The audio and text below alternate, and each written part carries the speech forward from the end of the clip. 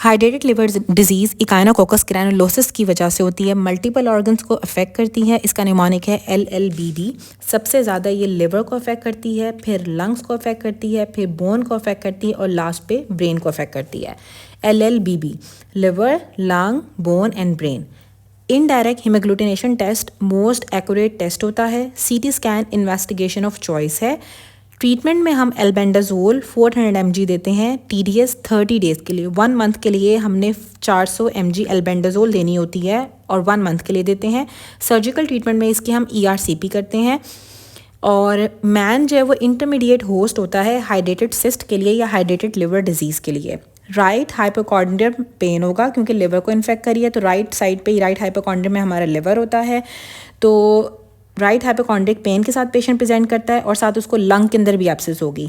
तो अगर एक ऐसा पेशेंट हो जिसको लंग में भी मसला हो रहा हो और लिवर में भी मसला हो रहा है, तो इसका मतलब है कि डायरेक्ट एक्सटेंशन हो गई है उसकी लिवर एब्सेस से लंग एब्सेस के अंदर, और ये हाइड्रेटेड लिवर डिजीज़ में होता है। सिस्ट अगर आपको ब्रेन के अंदर मिल रही है या अगर आपको डॉटर सिस्ट ब्रेन के अंदर नज़र आती हैं, तो ये टीनिया इकाइनोकोकस की वजह से होती हैं। टीनिया इकाइनोकोकस की वजह से या इकाइनोकोकस की वजह से ब्रेन के अंदर डॉटर सिस्ट नज़र आती हैं।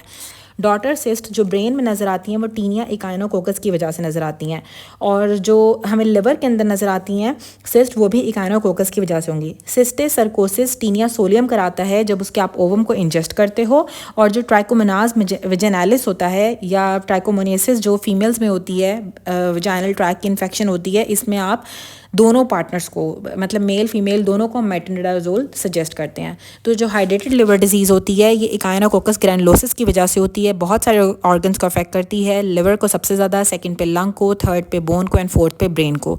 ब्रेन के अंदर अगर आपको डॉटर सिस्ट नज़र आ रही हैं तो वो भी इकाइनोकोकस ग्रैनुलोसिस होता है।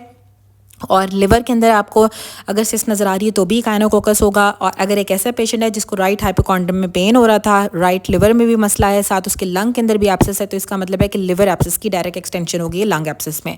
एल्बेंडाजोल 400 mg TDS 1 मंथ के लिए देते हैं। CT scan investigation of choice है। Indirect hemagglutination test most accurate test होता है। हाइड्रेटेड लिवर डिजीज़ का most accurate test indirect hemagglutination test है।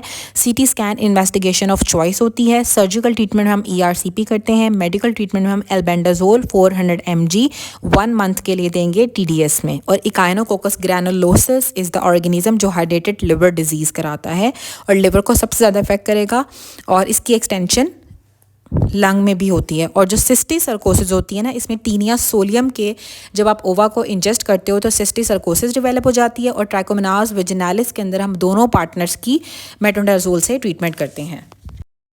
बैक्टीरियोइडीज पेरिटोनाइटिस कराता है एब्डोमिनल सर्जरीज के बाद। पायोजेनिक पेरिटोनाइटिस बैक्टीरियोइडीज की वजह से होता है, या पायोजेनिक लिवर एब्सेस में भी बैक्टीरियोइडीज होता है। हिस्ट्रैक्टमी के बाद या किसी सर्जरी के बाद अगर इन्फेक्शन हो रही है तो वो भी बैक्टीरियोइडीज की वजह से होगी। और फाउल स्मेलिंग डिस्चार्ज मिलता है क्योंकि ये पायोजेनिक पेरिटोनाइटिस कराता है, एब्डोमिनल सर्जरीज के बाद पेरिटोनाइटिस कराता है, या जैसे कि हिस्ट्रैक्टमी हुई उसके बाद पेरिटोनाइटिस कराएगा। पायोजेनिक लिवर एब्सेस कराता है, साथ इसमें फाउल स्मेलिंग डिस्चार्ज होता है। E coli pyogenic liver abscess का मोस्ट कॉमन ऑर्गेनिज्म होता है। ये सिंपल पेरिटोनाइटिस कराता है और स्पॉन्टेनियस बैक्टीरियल पेरिटोनाइटिस कराता है। प्यूपरल सेप्सिस या पोस्ट एबॉर्शन सेप्सिस में ग्रुप B स्ट्रेप्टोकोकाई ज़्यादा इन्वॉल्व होता है एज़ कम्पेयर टू बैक्टीरियोइडीज। जो प्यूपरल सेप्सिस होती है या फिर जो पोस्ट पार्टम या पोस्ट एबॉर्शन सेप्सिस होती है, पोस्ट एबॉर्शन के बाद अगर सेप्सिस हो रही है, या प्यूपरल जो सेप्सिस होती है, इसमें ग्रुप B स्ट्रेप्टोकोकाई सबसे ज़्यादा इन्वॉल्व होता है। सेकंड पे बैक्टीरियोइडीज फाउल स्मेलिंग डिस्चार्ज होगा। पायोजेनिक पेरिटोनाइटिस कराता है। पायोजेनिक लिवर एब्सेस भी कराता है। हिस्ट्रैक्टमी की इन्फेक्शन के बाद अगर इन्फेक्शन हो रही है तो वो बैक्टीरियोइडीज़ की वजह से होगी। कोई एब्डोमिनल सर्जरी के बाद इन्फेक्शन हो रही है तो वो भी बैक्टीरियोइडीज़ की वजह से होती है। E coli simple pyogenic liver abscess का मोस्ट कॉमन ऑर्गेनिज्म है। ये सिंपल पेरिटोनाइटिस कराता है जिसमें कोई पायोजेनिक नहीं होगा, और स्पॉन्टेनियस बैक्टीरियल पेरिटोनाइटिस भी ई कोलाई की वजह से होता है। और प्यूपरल सेप्सिस या पोस्ट एबॉर्शन सेप्सिस में ग्रुप B स्ट्रेप्टोकोकाई ज़्यादा इन्वॉल्व होता है as compare to bacteroides. Bacillus cereus reheated rice खाने की वजह से, या फ्राइड राइस, चिकन या वेजिटेबल्स खाने की वजह से होता है, या चाइनीज़ फूड खाने की वजह से होता है। और ये 1 से 6 घंटे के अंदर पेशेंट प्रेजेंट करता है वॉमिटिंग, डायरिया के साथ और एब्डोमिनल क्रैम्प्स के साथ। और इसका जो कैप्सूल होता है उसको मेफेन स्टेन से हम स्टेन करते हैं। बैसिलस सीरियस के कैप्सूल को मेफेन स्टेन से हम स्टेन करते हैं। बैसिलस सीरियस के कैप्सूल को मेफेन स्टेन से स्टेन करते हैं। 1 to 6 आवर्स के अंदर पेशेंट को वॉमिटिंग, डायरिया, एब्डोमिनल क्रैम्प्स होते हैं। Reheated rice, Chinese food, chicken या वेजिटेबल्स खाने से बैसिलस सीरियस की इन्फेक्शन होती है। स्टैफिलोकोकस ऑरियस 1 to 6 आवर्स में डायरिया कराता है। हमने पढ़ा था कि जो बैसिलस सीरियस होता है वो भी 1 से 6 घंटे के अंदर डायरिया कराता है, लेकिन जो बैसिलस सीरियस होता है वो reheated rice, Chinese food, chicken या वेजिटेबल्स खाने की वजह से होता है या फ्राइड राइस खाने की वजह से होता है। लेकिन जो स्टाफ ऑरियस होता है ना, इसमें पेशेंट ने या तो मीट खाया होता है या मायोनीज़ खाई होती है या कोई प्री फॉर्म टॉक्सिन खाया होगा या कस्टर्ड वगैरह खाने की वजह से। Mayonnaise, meat, custard, pre form toxins की वजह से स्टाफ ऑरियस की इन्फेक्शन होती है और इसमें भी पेशेंट जो है वो 1 से 6 घंटे के अंदर आ जाता है कि उसको डायरिया डेवलप हो जाता है। वॉमिटिंग प्रीडोमिनेट करती है और डायरिया ज़्यादातर ऐसे होगा कि उसने कोई रेस्टोरेंट से खाना खाया और मिडनाइट में पेशेंट प्रेजेंट किया डायरिया के साथ, और इसमें वॉमिटिंग प्रीडोमिनेट करती है। और जो स्टाफ ऑरियस होता है ना, इसमें पेशेंट को येलो कलर का इसका डिस्चार्ज होता है और इसकी जो कॉलोनीज़ होती है ना वो ग्रेप लाइक कॉलोनीज़ होती हैं।